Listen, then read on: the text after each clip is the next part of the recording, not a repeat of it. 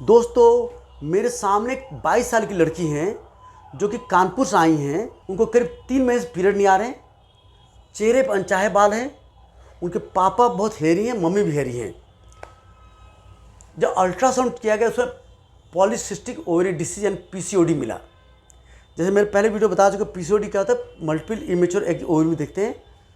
तो आखिर पीसीओडी होता क्या है? तो किसी किसी के गर्ल्स के अंदर बनावट ऐसी होती है कि उसके ओवरी में थोड़ा सा मेल हार्मोन ज़्यादा बनता है। जैसे कि आपका रिपोर्ट है जो टेस्टोस्टेरोन आ रहा है आपका 78 है। अपर साइड दिखाओ, मेरी रिपोर्ट दिखा जरा, एक सेकंड दिखाओ। आपका ओवरी के अंदर जो आपका देखो ये 74 है, टेस्टोस्टेरोन 74 है। तो अपर से नॉर्मली 60 के ऊपर अपर साइड कहते हैं। प्लस आपका anti Mullerian hormone AMH high है। तो AMH मोर देन 7 इसका मतलब कि आपको पीसीओडी है। आपके ओवरी के अंदर एक संख्या ज़्यादा है और थोड़ा सा मेल हार्मोन ज़्यादा बन रहा है। तो फिर आप जब 13 साल की हुई, पीरियड लेट होने लगे, थोड़ा अनचाहे बाल आने लगे, जिससे हल्का सा स्ट्रेस आया। फिर आपकी मम्मी साइड से फैट टेंडेंसी, आप थोड़े मोटे हो गए। वेट बढ़ने से और थोड़ा मेल हार्मोन ज़्यादा बनता है, जिससे और आपको पीरियड डिले होने टेंडेंसी आती है। फिर आप स्कूल गए, वहाँ चेहरे बाल था, आपने काटा नहीं, उसे डिप्रेशन एंजाइटी आया, जो पीरियड और डिले होने लगा। अब ये ठीक कैसे होगा? तो पीसीओडी ठीक करने के लिए क्या होता है कि मोस्ट गर्ल्स के अंदर, अभी आपका एज कितना है? इसको काट दूंगा मैं। एज कितना है? 16। अच्छा,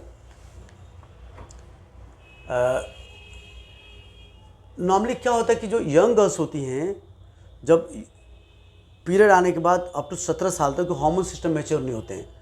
तो कितने बार उनके ओवरी में पॉलीसिस्टिक पीसीओडी पिक्चर दिख सकता है।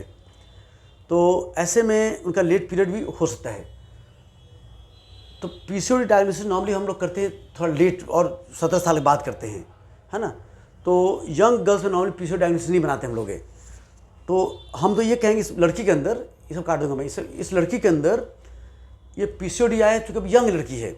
मोस्ट लाइकली इसका अनचाहे बाल इंक्रीज सेंसिटिविटी हुआ, क्योंकि मेल हार्मोन टेस्टोस्टेरोन हाई नहीं ज़्यादा है, AMH जरूर हाई, बट अब यंग लड़की है। तो इस लड़की के अंदर मेल हार्मोन ज़्यादा काम करने से अनचाहे बाल आया। मोटापा फैट टेंडेंसी मास्टाइट आया है। कोई सारे इसका इंसुलिन चेक के लिए, इंसुलिन कोलेस्ट्रॉल दोनों मोटापा आता है, दोनों नॉर्मल है। तो अगर किसी को पीसीओडी ठीक करना है, जान लो, तो उसको वेट कम करना पड़ेगा। क्या होता है कि मेजॉरिटी केस में वेट बढ़ने से लीवर के अंदर फैट आ जाता है, मसल फैट आ जाता है, जिसकी वजह से इंसुलिन काम कम करता है। जब इंसुलिन कम काम करता है तो बॉडी पेंक्रियाज ज़्यादा इंसुलिन बनाता है शुगर को कंट्रोल करने के लिए। तो हाई इंसुलिन से और वेट बढ़ता है, और हाई इंसुलिन ओवरी के अंदर एक बनने में इंटरफेयर करता है, क्योंकि हाई इंसुलिन ओवरी के अंदर थोड़ा मेल हार्मोन प्रोडक्शन बढ़ा के एक बनने नहीं देता है। तो अगर वेट कम करना है तो आपको 2 तरीके करने पड़ेंगे। लो carbohydrate diet plus intermittent fasting. तो लो कार्बोहाइड्रेट डाइट क्या होता है? आपको चावल चीज़ें, गेहूँ यानी रोटी की चीज़ें, चीनी एकदम नहीं खाना है, आलू कम खाना है, दूध मैक्सिमम 1 गिलास डेली लेना है, और फल डेली एक खाना है। ये सब कार्ब 6 चीज कार्ब होते हैं, इनको कम खाना है। तो 1 रोटी सुबह, 1 दोपहर, 1 रात को। कितनी रोटी खाते हैं एक टाइम में आप? 2। 1 रोटी करो, ठीक है। और 1 रोटी खाना है। अब रोटी के बदले खाना क्या है आपको? तो किसी वेट नहीं बढ़ता है। फैट, घी मक्खन खाओ, ड्राई फ्रूट खाओ, पनीर चीज़ खाओ, न्यूट्रिला खाओ, और अंडे लोग खाते हो तो अंडे खाओ, येलो भी खाते हो, चिकन नॉनवेज खाओ। तो कार्बोहाइड्रेट से वेट बढ़ता है और प्रोटीन और फैट से वेट घटता है। खूब सलाद खाओ, हरी सब्जी खाओ, वेजिटेबल सूप पियो। इसके बाद आप धनिया चटनी खा सकते हो, जलजीरा पी सकते हो, और बीपी नहीं तो आपको कार्ब बहुत कम खाना है। जिसके किसी के अंदर स्ट्रॉन्ग फैट टेंडेंसी होती है, उनको फिर कभी कभी कीटो आटा का रोटी खाना पड़ता है। कीटो आटा वो रोटी होता है जो कि बादाम और कोकोनट से बना होता है। इसके अंदर कार्बोहाइड्रेट बहुत कम होता है, पेट पूरा भरता है। फिर अच्छी तरह समझ लीजिए, कार्बोहाइड्रेट यानी रोटी, चावल, आलू, चीनी, फ्रूट एंड मिल्क के अलावा किसी और से वेट नहीं बढ़ता है। घी, मक्खन, ड्राई फ्रूट, पनीर, चीज़, न्यूट्रीला, अंडा, नॉनवेज कितना खाओ उससे वेट नहीं बढ़ेगा। तो पहले कार्ब कम करना पड़ेगा, दूसरा एक्सरसाइज बढ़ानी पड़ेगी, सलाद बढ़ानी पड़ेगी, प्लस आपको डाइट में भूख कैसे कम होगा, तो ये सब बढ़ाओ, अंडे उंडे खाओ, ऐसे करो। प्लस आपको थोड़ा एक्सरसाइज 45 मिनट डेली एक्सरसाइज करोगे या 1 घंटे कर लोगे। प्लस इंटरमिटेंट फास्टिंग, कभी आपने ब्रेकफास्ट स्किप कर दिया। नॉर्मली हम लोग पहले ज़माने में रात 7 बजे खाते, सुबह 9 बजे खाते थे, 14 घंटे खाली पेट रहते थे। अब क्या है, रात 10 बजे खाते, सुबह 7 बजे फिर खा लेते हैं। तो आपको खाने के बीच गैप बढ़ाना पड़ेगा, सो दैट जो खाए वो रात जल सके, बर्न हो सके। तो आपको कम से कम 16 घंटे से पहले कुछ नहीं खाना। आपको रात 7-8 बजे खा लो, अगले दिन खाओ सुबह 8 के बाद, सीधे 12 बजे, 12 से पहले मत खाओ। तो इस 16 घंटे फैट बर्न होगा आपको।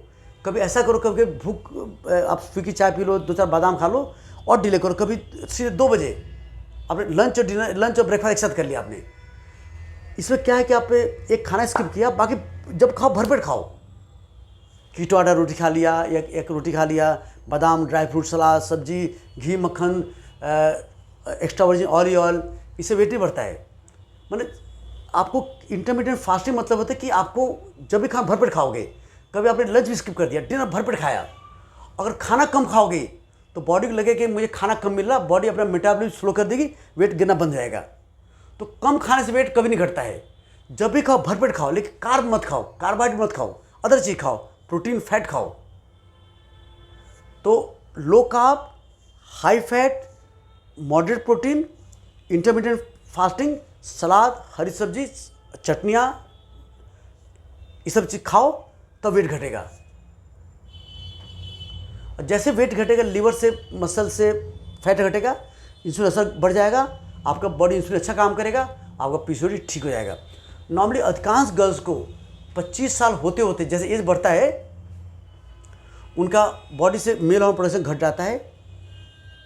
फिर ये क्या नाम की जो पीरियड टाइम हम लगते हैं सब ठीक हो जाता है। तो 25 साल उम्र तक आपको ये दवा खानी पड़ेगी, क्योंकि एज बढ़ने के साथ मेल हार्मोन डाउन होकर फीमेल हार्मोन बढ़ के और उसको हार्मोन सिस्टम ठीक हो जाएगा।